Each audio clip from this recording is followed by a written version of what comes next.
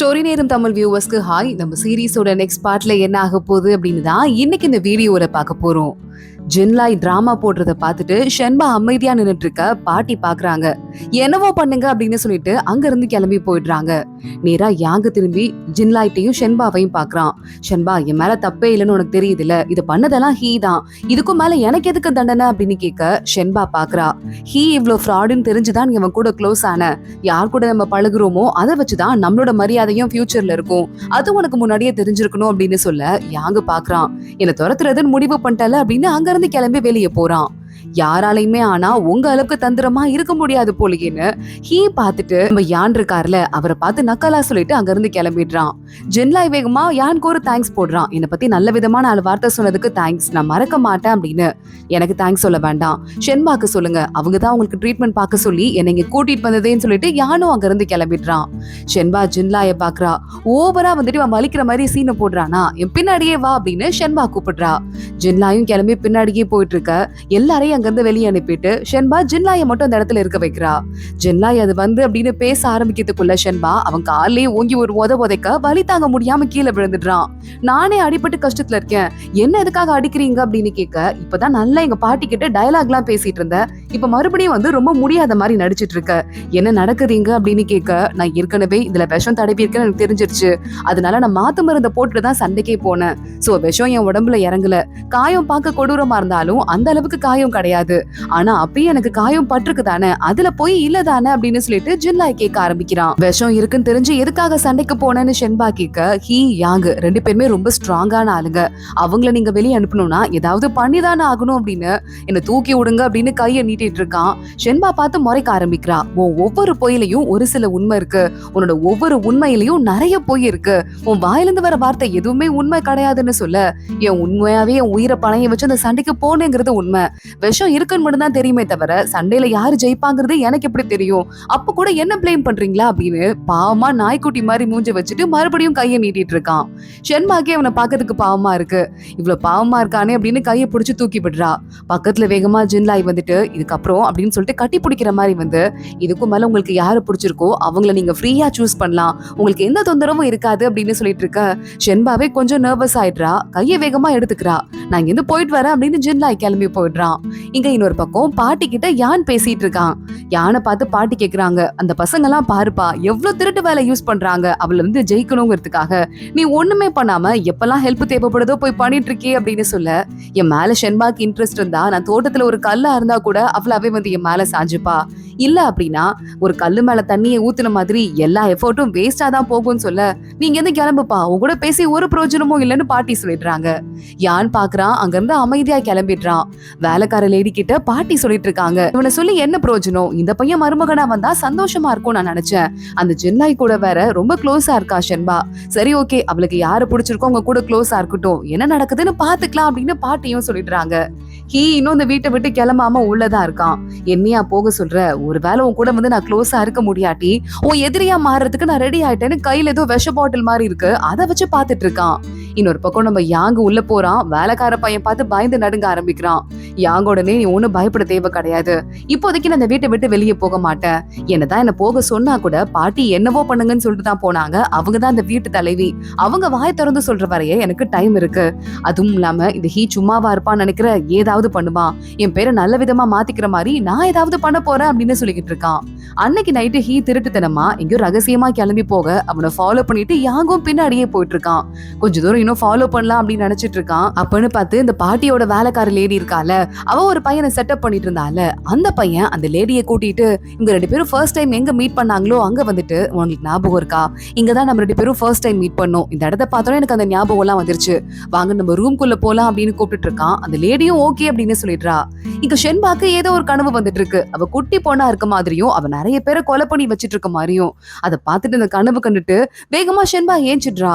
அவ எதிர்ச்சதை பார்த்து சத்தம் கேட்டு வேலைக்கார பொண்ணு என்ன ஆச்சுன்னு கேட்க, சீக்கிரமா நான் போய் செக் பண்ண போகணும் அப்படின்னு ஷென்பா அங்க இருந்து கிளம்பிடுறா. இவ வேகமா செக் பண்றதுக்கு போகும்போது இன்னும் 2-3 வேலைக்கார பொண்ணுங்களும் கூடவே வந்துட்டு இருக்காங்க. இங்க அந்த யாங்க பின்னாடியே ஹீய ஃபாலோ பண்ணிட்டு போயிட்டு இருந்தான்ல, அவன் நேரா ஒரு பொண்ணு மேல இடிச்சிடுறான். ஒரு பொண்ணு அப்பாவி பொண்ணு மாதிரி இருந்தால, கொஞ்சம் மென்டலி கூட பாதிக்கப்பட்ட பொண்ணு மாதிரி இருந்தாலே அந்த பொண்ணு மேல இடிச்சிடுறான். அந்த பொண்ணையே என்ன விடுறா அப்படின்னு கத்தும்போது அவளோட பிரேஸ்லெட் இந்த யாங்கோட கையில மாட்டிக்குது. அதை கையில வச்சிட்டு இருக்கான். ஆயமா அந்த பொண்ணை கூட்டிட்டு அங்க இருந்து கிளம்பி போயிடுறாங்க. ஷென்பா அங்க வந்துடுறான் அந்த பொண்ணை செக் பண்றதுக்காக. கெட்ட கனவு வந்தாலே ஒரு 3 பிளேஸ் செக் பண்ணுவாளாம். அதுல இந்த பொண்ணு ஃபர்ஸ்ட் அவளை வந்து செக் பண்றா. எந்த ஆபத்தும் இல்லைன்னு தெரிஞ்சுட்டு அங்க இருந்து கிளம்பிடுறா. உங்க வேலையை பாருங்க அப்படின்னு யாங்க திட்டிட்டு யாங்க கையில இருக்கிற அந்த பிரேஸ்லெட்டை பாக்குறான். அதை ஒளிய வச்சுட்டு ரகசியமா ரூம்குள்ள கொண்டு போயிடுறான். அடுத்து ஷென்பா வர இடம் இவங்களோட தோட்டம். இந்த தோட்டத்துல தான் எஸ்பெஷலி எல்லா ஸ்பெஷல் டீயும் வச்சிருக்காங்க. இங்க விளையிற இந்த டீலாம் தான் ராஜாவோட வீட்டுக்கு போகுமா. அதுக்காக இதை பார்த்து பத்திரமா வச்சிருக்காங்க. அங்க போயிட்டு யாராவது இங்க வந்தாங்களான்னு கேட்க யாரும் வரல மேடம், இங்கதான் நாங்க வாட்ச் பண்றோம் அப்படின்னு சொல்ல ஷென்பா பாக்குறா. தேடி ஆளுங்களை அனுப்புங்க அப்படின்னு இன்னும் ஒரு இடம் இருக்கு, அந்த இடத்துக்கு நான் போறேன் அப்படின்னு சொல்லிட்டு அது இந்த இடத்துல இன்னும் 2 நாள்ல ஃபங்க்ஷன் நடக்க போகுது, ஏதோ சம்பவம் நடக்க போற மாதிரி எனக்கு தோணுது, நான் போய் இந்த ஃபைனல் பிளேஸையும் செக் பண்ணிட்டு வரேன் அப்படின்னு அங்க இருந்து கிளம்பிட்டு இருக்கா. இங்க பார்த்தா ஹீ கிளம்பி வந்தான்ல, ஒரு கிணறு இருக்கு. அந்த கிணறு கிட்ட வந்துட்டு என்னையாடி வந்து இவ்வளவு தொந்தரவு பண்ற அப்படின்னு பிளாஷ்பேக் ஏதோ யோசிச்சு பாக்குறான். ஷென்பா சின்ன வயசுல இருக்கும்போது ஏதோ போட்டியில ஜெயிச்சிட்டா போல, அதுக்கு பிரச்சனை பண்ணிட்டு ஹீ அவன் கிட்ட சண்டை போடுறதுக்கு வந்திருக்கான். அப்போ ஷென்பா சாட்டையாலேயே அவன் கணத்துல அடிச்சு வச்சிருக்கா. உனக்கு அறிவில நான் போட்டி போட்டு நேர்மையா ஜெயிச்சிருக்கேன், ஒருவேளை நான் தோக்கடிக்கணும்னு தோணுச்சுன்னா அதே மாதிரி என் கூட வந்து போட்டி போடு, அசிங்கமா வண்டி முன்னாடி சண்டை போடாத அப்படின்னு சாட்டையை வச்சு சொல்லியிருக்கா. அப்போல இருந்தே இவளை எப்படியாவது தன்னோட கண்ட்ரோல்குள்ள கொண்டு வந்துடணும், அவளை கல்யாணம் பண்ணிக்கணுங்கிறதா ஹீயோட டார்கெட்டா இருந்திருக்கு. அதுக்காக தான் இங்க வந்திருக்கான். இப்ப அது முடியாட்டி பரவாயில்ல, நான் வந்து உனக்கு எதிரியாவது மாறிடுறேன்னு அந்த கிணத்துல அந்த விஷத்து தண்ணியே கலந்துடுறான். சரியா அந்த இடத்துக்கு ஜின்லா எங்க வந்துடுறான். நைட்டு நேரத்துல யாரும் இங்க வர மாட்டாங்க, கிணத்தை பாக்குறதுக்கு வந்திருக்கீங்களே, என்னது கையில எதையோ மறைச்சு வைக்கிற மாதிரி இருக்கு அப்படின்னு கேட்டுட்டு 2 அடி அடிக்க ஆரம்பிச்சிடுறான். அடிச்சதுமே வேகமா ஷெய்யால சண்டை போட முடியல. அந்த பாட்டில் வந்து நம்ம ஜின்லாய் கையிலே வந்து விழுந்துருது. அந்த இடத்துக்கு ஷென்பா வந்துடுறா. வந்துட்டு பக்கத்துல போய் பாக்குறா. விஷத்தை ஊத்துன அந்த அடையாளம் இருக்கு, அந்த இடத்துல 2-3 சொட்டு சிந்தி இருக்கு. பாட்டில் காலியா இருக்கு. ஷென்பா உனக்கெல்லாம் கேவலமா இல்லன்னு ஹீய பாக்க, என்கிட்ட இதுக்கு மாத்து மருந்து இருக்கு, தண்ணியில அதை கொட்டினா இந்த விஷம் சரியாயிடும், ஆனா அதுக்கு என்ன தெரியுமா பண்ணணும், நீ ஒரு நாள் நைட் என் கூட ஸ்டே பண்ணணும் ஒரே ரூம்ல அப்படின்னு சொல்லிட்டு இருக்கான். இது ஜின்லாய் காதுல விழுந்து ஹீய கால்லயே ஓங்கி ஒரு மிதி மிதிச்சிடுறான். அவன் கீழே விழுந்துடுறான். என்ன ஷென்பா மனசை தயார்படுத்திக்கிட்டியா இல்லையா, நீ ரெடியான்னு கேட்க எவ்வளவு கேவலமா பேசுற, சரி பரவாயில்ல, இந்த இடத்துல இருந்து தான் தண்ணி இங்க இருக்கிற தோட்டம் முழுசுக்கும் போகுது, இந்த ஸ்பெஷல் தண்ணி இல்லாம இந்த டீ இந்த அளவுக்கு ஸ்பெஷலா இருக்காதுன்னு தெரியும், அதுவும் இங்க இருக்கிற இலை தான் ராஜாக்கு போறது, அதனால வேணும்னு இவ்வளவு கேவலமான வேலையை நீ பாத்திருக்கல அப்படின்னு சொல்ல ஆமா அப்படின்னு அவனு ஹீயும் பெருமையா சொல்லிட்டு இருக்கான். ஷென்பா பாக்குறா. இங்க இருந்து போற வெல்ல இருந்து போற எல்லா தண்ணியும் க்ளோஸ் பண்ணுங்க, நாளைல இருந்து தண்ணி ஊத்துறதுக்கு நம்ம ஸ்பெஷலா வெளியே இருந்து தண்ணி கொண்டு வர வைக்கணும்னு சொல்ல வேலைக்காரங்க அதை செயல்படுத்துறதுக்கு உடனே அங்க இருந்து போறாங்க. ஷென்பா கூட கிளம்பிடுறா. ஜின்லாய் பக்கத்துல வந்து அவனை அந்த இடத்துல கட்டி போட்டு வாயில துணியை வச்சு அடைச்சிட்டு அங்கிருந்து நான் கிளம்புறேன் அப்படின்னு சொல்லிட்டு அவனும் கிளம்பிடுறான். என்ன கழட்டி விடுன்னு சொல்லிட்டு பேச முடியாம இந்த ஹீ கத்திக்கிட்டே இருக்கான். ஜின்லாய் நேரா அங்க வந்துட்டோன்னு நம்ம ஷென்பா சொல்லிட்டு இருக்கா. அது சாதாரண இடம் கிடையாது, ரொம்ப முக்கியமான இடம், இங்க இதுதான் ராஜாக்கு டீ போகுது, அது மட்டும் இல்லாம வருஷம் எங்க குடும்பத்துல ஒரு ஃபங்க்ஷன் பண்ணுவோம், அது பேரு டீ திருவிழா, இந்த இடத்துல வந்துதான் எங்க முன்னோர்களுக்கு ஒவ்வொரு தடவையும் நாங்க டீ இலைய வச்சு சமர்ப்பணம் பண்ணி சாமி கும்பிடுவோம், அந்த ஃபங்க்ஷன் நாளன்னைக்கு வரப்போகுது, இப்பன்னு பார்த்து இது நடந்துருச்சு அப்படின்னு சொல்லிட்டு நல்ல வேலை நீ கொஞ்சம் முன்னாடி எங்க போன, இல்லனா அந்த விஷயம் நமக்கு தெரியாம என்ன அசம்பாவிதம் நடந்திருக்கும் அப்படின்னு ஷென்பா சொல்றா. நீங்க இருக்கீங்கல்ல பயங்கர அறிவாளி, உங்களுக்கு எந்த கெட்டதும் நடக்காது அப்படின்னு ஜின்லாய் சொல்லிட்டு அந்த அதிர்ஷ்டம் தான் என்னங்க போக வச்சிருக்குன்னு சொல்ல ஷென்பா சிரிக்கிறா. வேலைக்கார பொண்ணுங்களும் சிரிச்சுட்டு லைட்டா சிக்னல் கொடுக்குறாங்க. சரி நீங்க தூங்குற நேரம் வந்துருச்சு, இங்க இருந்து கிளம்புற அப்படின்னு ஜின்லாயும் கிளம்பிடுறான். இங்க கிணத்து பக்கத்திலே ஹீய கட்டி போட்டிருக்காங்க. என்னையா கட்டி போட்டிருக்க, சீக்கிரமா நீ என் கைக்குள்ள விழுற நாள் வரதான் போகுது அப்படின்னு இவன் பாட்டுக்கு முனவிக்கிட்டே இருக்கான். அந்த இடத்துக்கு அங்க ஒரு பொண்ணு இருப்பால யூன்ஷோன்னு, சரியா பார்க்க முடியாதுல்ல, அந்த பொண்ணு அங்க வந்துடுறா. அவனை பார்த்து சிரிச்சிட்டு இருக்கா, ஏதோ பிளான் போடுறதுக்கு ரெடி பண்ணுவா போல. இங்க இந்த வேலைக்கார லேடி இருக்காங்கல்ல பாட்டியோடது, அவங்க கூட ஒரு செட்டப் பையன் இருந்தான்ல, அவனை போட்டு கீழே தள்ளி விட்டு அதானே நேத்து நைட்டு நீ வந்து என்ன ஸ்பெஷலா கூட்டு வரும்போது எனக்கு தெரியும் ஏதோ டவுட் வந்தது, அந்த ஹீ கிட்ட காசு வாங்கிட்டு அவனை உள்ள விடணும், நான் கண்டுக்க கூடாதுங்கிறதுக்காக என்ன அங்க இருந்து கூட்டு வந்திருக்கன்னு தள்ளி விட்டுறா. அது உனக்குலாம் அறிவே இல்ல, உனக்கு ஒரு முக்கியமான பொசிஷன் கொடுத்து இந்த வீட்டுல நான் வச்சிருக்கேன், அப்ப அதுக்கு நன்றியோட உண்மையா வேலை பார்த்திருக்க வேண்டியதானே அப்படின்னு கேட்டுட்டு வீட்டை விட்டு வெளியே போடா, இதுக்கு மேல இந்த வீடு உனக்கு தேவையில்லை அப்படின்னு சொல்ல நீ ஒரு ஆம்பளை பொறுக்கிங்கிற விஷயத்த வெளியே போய் எல்லா செவர்லயும் எழுதி ஓட்டிடுவேன், பரவாயில்லையா அப்படின்னு அவன் நக்கலா கேக்குறான். இந்த லேடி எந்திக்கிறா. ஏண்டா அதெல்லாம் பத்தி கவலைப்படுற ஆளா இருந்தா நான் ஏண்டா ஒன்ன செட்டப் பண்ண போறேன், இந்த குடும்பத்துல யாருக்குமே வந்துட்டு இதுதான் ரூல்ஸ்னு எதுவும் கிடையாது, நீ போய் வேணா எழுதிக்கோ, என்ன பார்த்து சிரிக்கிறாங்களா இல்ல அதுக்கு கூட வக்கலாம ஓடி வந்திருக்க பாருன்னு ஒன்ன பார்த்து சிரிக்கிறாங்களான்னு பாக்கலான்னு இவனுக்கு ஒரு 7 அடி அமிச்சு இவனை வெளியே துரத்துங்க அப்படின்னு அந்த லேடி சொல்லிடுறா. என்னடா இது இவ்வளவு மோசமா போயிடும் போயிடுச்சுன்னு அவன் அங்க இருந்து கிளம்பி போயிட்டு இருக்கான், ஒன்னும் பண்ண முடியலன்னு. இங்க யாங் இருக்கான்ல, அவனுக்கு தூக்கமே வரல. அந்த பிரேஸ்லெட் எடுத்து பாக்குறான். அதுல லான் அப்படின்னு சொல்லிட்டு ஏதோ ஒரு பேர் எழுதி இருக்கு. அதை பார்த்துட்டு அவன் வேலைக்கார பையனை கூப்பிட்டு இது சீக்கிரமா எடுத்து போயிட்டு வீட்டுல கூட அவங்களுக்கு என்ன பண்ணுன்னு தெரியும்னு சொல்ல வேலைக்கார பையன் அந்த பிரேஸ்லெட் எடுத்துட்டு அங்க இருந்து கிளம்புறான்.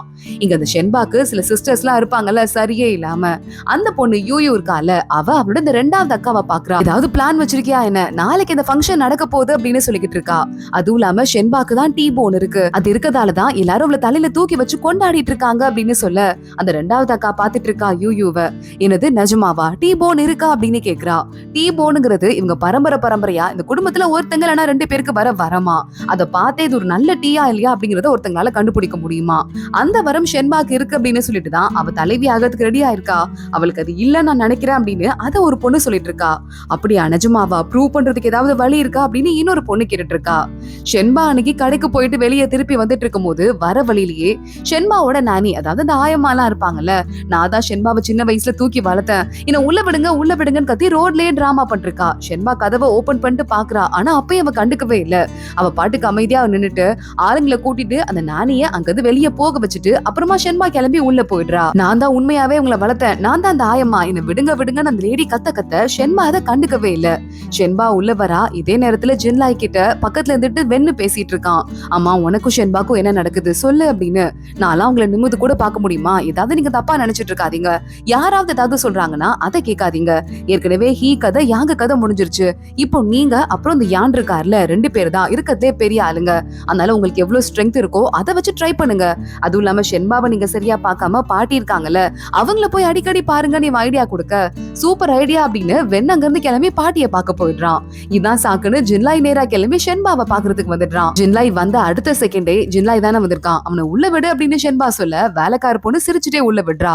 அடுத்து காஃபி கொண்டு போறவங்களை கூட உள்ள விடல, நீ இங்கே இரு அப்படின்னு சொல்லிடுறா. ஜின்லாய் உள்ள போறவங்க கிட்ட ஒரு டோக்கன் மாதிரி கொடுத்து, நீ எனக்கு ஒரு வேலை செய்ய போற, ஒரு லேடி வந்தாங்கல்ல அந்த லேடியை நீ போய் பார்க்கணும், அவங்க என்னோட நானின்னு சொல்ல. அப்பயே அவங்க வந்தப்போ நீங்க பார்க்கவே இல்லை அப்படின்னு ஜின்லாய் கேக்குறான்.